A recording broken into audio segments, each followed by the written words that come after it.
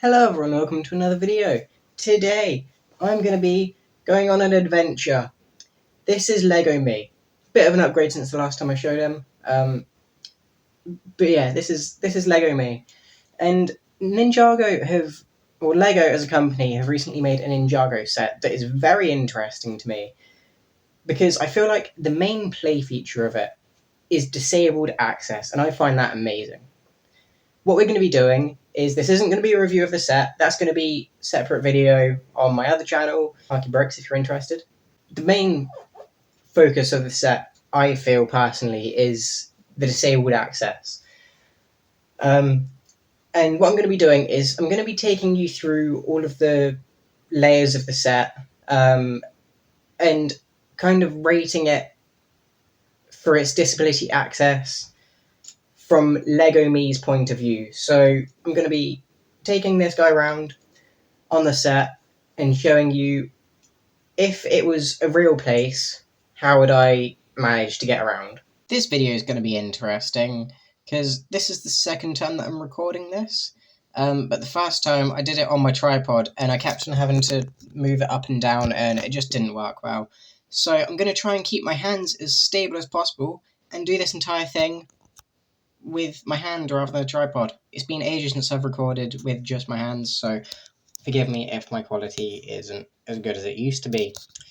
So anyway, we can see here, Lego Me, he's chilling, he's ready for his little adventure, his little tour around Ninjago City. First place we're going to start off with is this main area. You can see that there's this bridge here. Unfortunately it's stairs, but that isn't too much of an issue because we can take this little dude and wheel him all the way around here.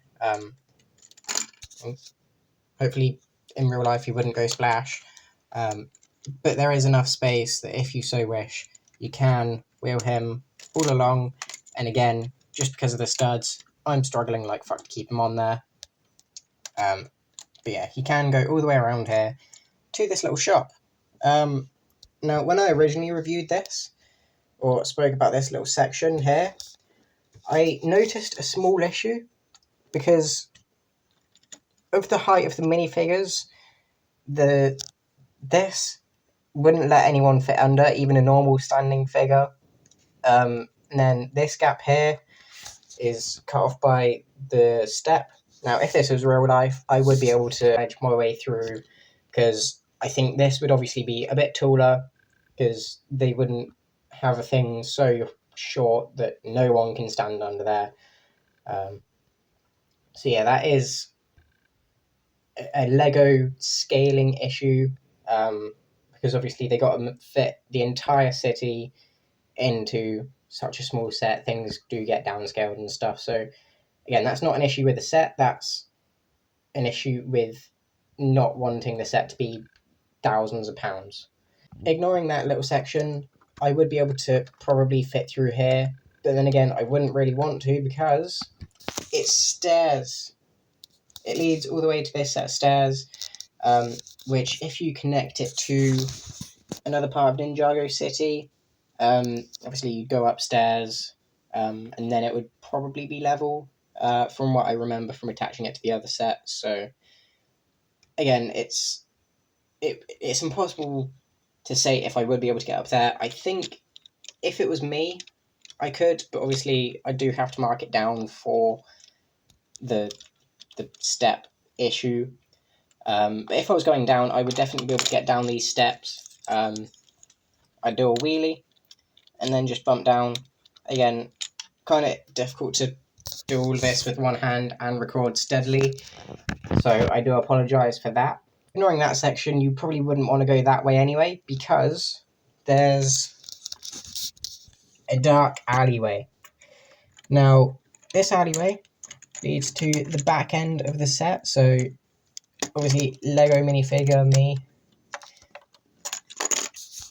Why is it so difficult? So taking you back round to the back of this little alleyway, Lego me would be able to fit through here if I could see everything, or would I? Am I stuck on something? It's hard to tell. No, I'm stuck. Okay, I didn't notice that the first time because I was able to fit it through. I don't know how, but I was able to fit this minifigure through before. It seems that that little stump thing there is stability thing rather than like a structural thing of the Lego set rather than any details. So I'm not going to mark it down for that, because obviously because of Lego set design, they do need to add extra things purely for the sake of keeping the Lego set together. If we move on to this section here, this is the first specific disability access. You can just bring the camera around, and it's a wheelchair ramp. So you can take your Lego figure and take him up the ramp. Again, it's difficult to do with one hand, and or you're kind of fucking around with the set, but you know, it is what it is. This section here does connect Ninjago City, or can do, and does fit quite flat, quite flush with the other layer, so I don't think accessibility would be an issue there, because it just carries on, and that also means that there's more space to turn around. You can fit the figure sideways, but if I was turning around, especially at speed, I would definitely want there to be something here. Now, again, it's kind of difficult to show you guys, but there is now a ramp here, which you can take your Lego figure up and round. Again, the tram thing I'm going to have to talk about in the review, but you wouldn't be able to get on it because the door doesn't open. Obviously here it's blocked by this pillar. No, you can open it there. Okay, it's just that top one that you can't open it. But yeah, one issue that I had was the string, because I struggled to tie the knot, and I've got a bit of an extra short string compared to what they suggested in the set. So the string is a bit of an issue, but that was my mistakes while building. That's, if you could lower it a bit more, I reckon it would be even better. Kind of difficult to see if I just yeet myself out the way. You can kind of see here that it was probably meant to lead all the way down to there and not get smushed up against that corner, but again, if I try and lower it anymore, it's at its max length, so it just gets pulled up, turning it either way. So that's as far down as it can go. That's a me issue, that's not the set. But it does work, so I don't even know why I'm complaining. It does work, you can open the door, and if I shut it all up and put it up into the middle so you guys can see a bit better. So I remember that this was also an option. I had that flush and kind of forgot that you can open it. So if you really wanted to, you can open that up as well, open that up, and then the wheelchair minifigure does fit in. No issues at all. Figure goes in, you can sit them in either sideways like that, or facing the window thing like this. Again, if they don't drop out, because obviously I'm wobbling it side to side, like that. And that will take you all the way up to this next section. This is where you get the carriage off, or you get off the carriage and the door opens there. So you're now there, but you need to get down to there, and there's a set of stairs there, but do not fear, because there's a lift. There's a little stair lift thing you can place your minifigure on, and then lower the ramp to get them down, which again works really nicely. So if I put it up this time, so I place the figure on the ramp and then put them up, you can get onto the thing as well. And again, sorry for all of the dodgy angles and stuff, but I think this is one of the more satisfying ones. Obviously, because of me doing it awkwardly with one hand, it's not the smoothest, so the figure does jump up and jump down when going up and down, but normally it works nicely. Normally the figure doesn't fly off the edge. And now I've seen people speak about this next section here. Again, if I can sort focus out, saying that they've got the ramp there, but now you can't get across. And I believe you could, because I've gone over little gaps and stuff in the floor before. That isn't a large gap.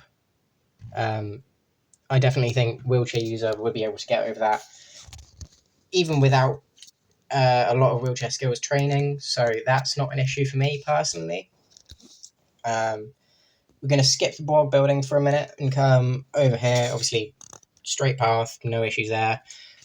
Then we get to the stairs, and this is kind of a section that no one really did any wheelchair stuff for, because we've got a bridge here, but it's stairs either side. So you can't get to this section here, which is a little bar area. Now, they've got double doors, which I think single doors can even accept a wheelchair, so this can definitely fit inside. Again, not going to take a proper look inside all the interiors, but I think you would be able to manage most of that if you was in a wheelchair.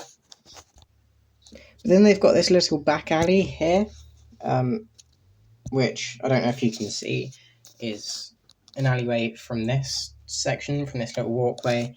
It just leads through the back of the building to a set of stairs, which takes you up to a little restaurant and a toilet. Now, assuming that you've got another set which somehow gives you accessibility to this area, then you may have better luck. But I don't see this area being designed for wheelchairs at all. You can't fit the wheelchair through this section here. Obviously, it gets stuck. So you won't be able to get food from here. And the disabled toilet's got this really weird door, which doesn't even open all the way for wheelchair users or regular minifigures. And the toilet itself is quite small if I can just remove the roofs. So the toilet itself is very small. So even like if you could somehow get up here in the wheelchair, it's not a disabled toilet. There's no way that you get in a wheelchair in there. But still, good builds and stuff. It's just this section here from like that bridge onwards. In fact, just from this area onwards, because you can't get up to this area without going around the back alley and stuff. So, if you're a disabled wheelchair user, you can't eat that food there. Go to the toilet or go to the club. That's not for wheelchairs. But this area here has been so well designed. Now, for this area, I'm going to show you Cyrus Borg in there to show that you can fit wheelchair users in. And obviously, single doors can fit wheelchair users. So obviously, all of this is accessible to get into the building from both that door through there and this door. And this leads you to a ramp, or not a ramp, a lift, which you manually lift, I believe.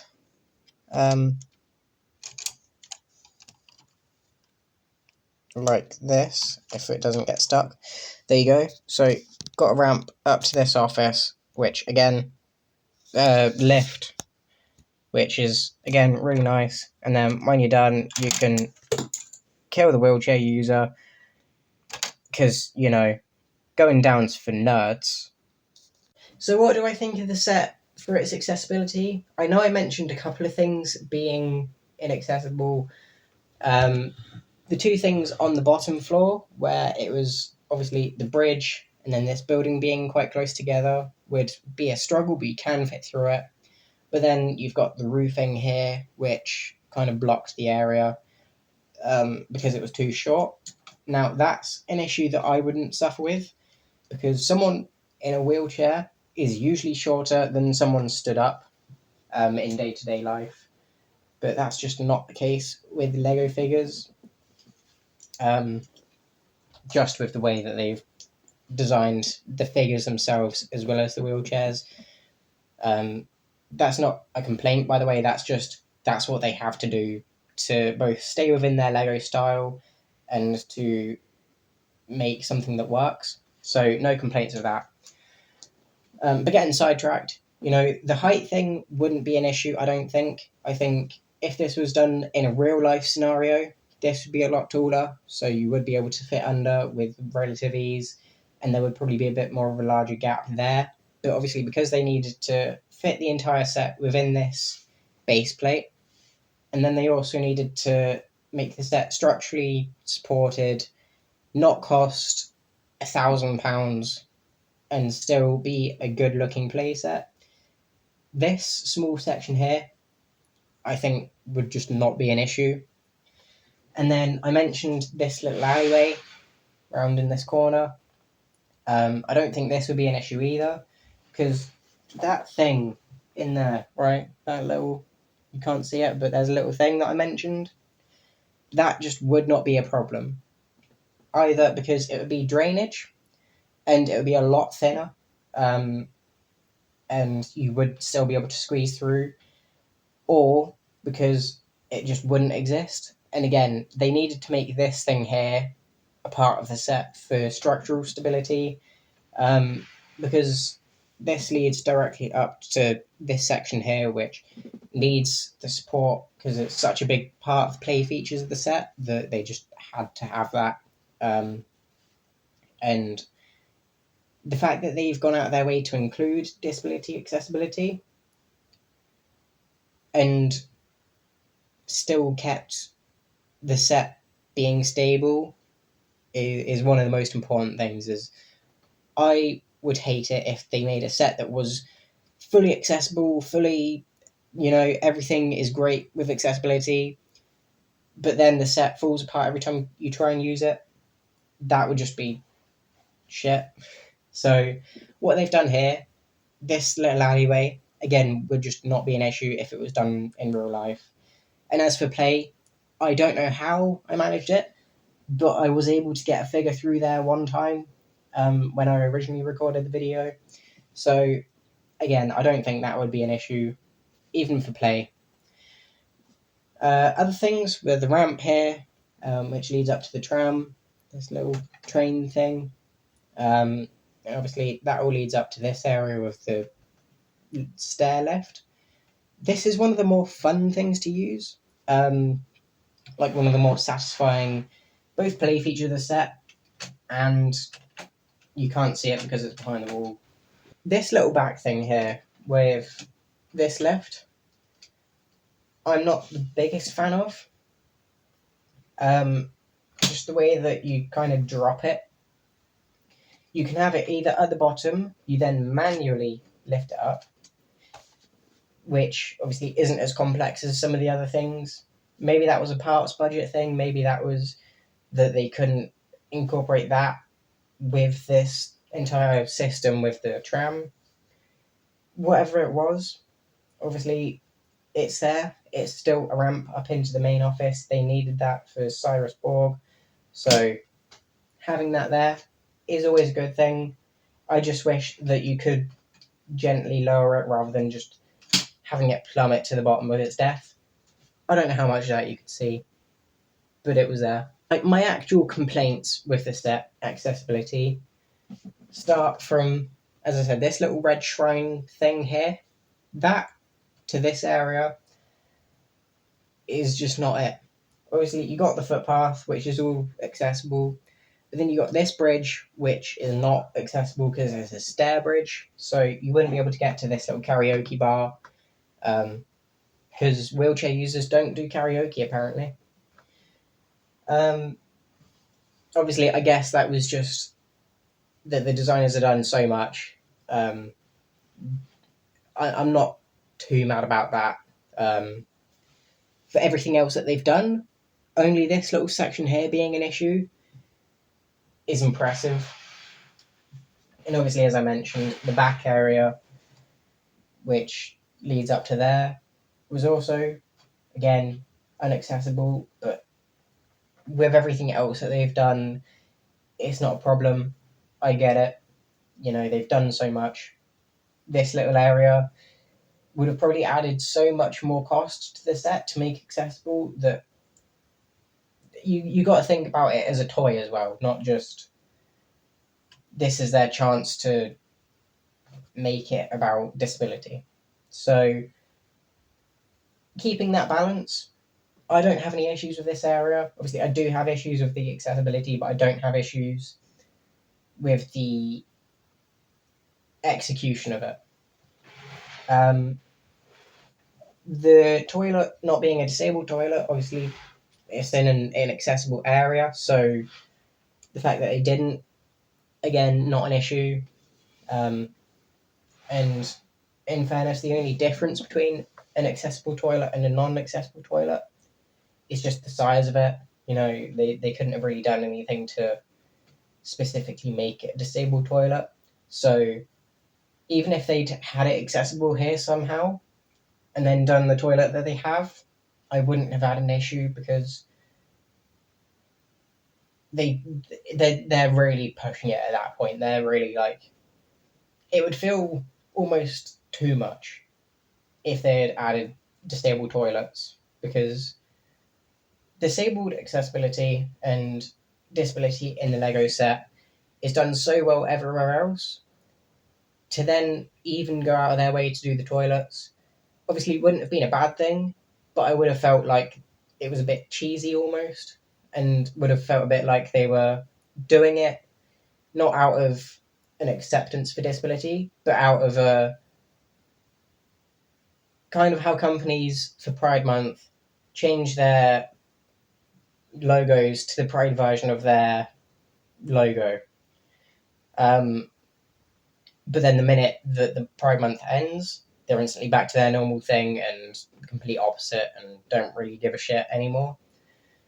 I feel like if they had done that, it would have almost felt a bit cheesy with the way that they do it. So, normal toilet, this little section here not being accessible, I'm not going to complain about. The fact that they've done all of this extra stuff already is just so amazing. Lego, keep doing you. I've done a review of if this Lego set would be accessible. I think the next video that I'm going to do is going to be talking about Lego's entire involvement with disability. So if you've enjoyed this and you look forward to hearing more about my thoughts on it, then be sure to subscribe and check out my other videos. Obviously, I don't know when that video will be. I'll try and do it for Friday. So just keep in mind. And yeah, that's going to be it. I hope you've enjoyed. If you did, feel free to leave a like, subscribe, all of that usual stuff. And I'll see you in the next video. I'm sorry for blabbering for so long.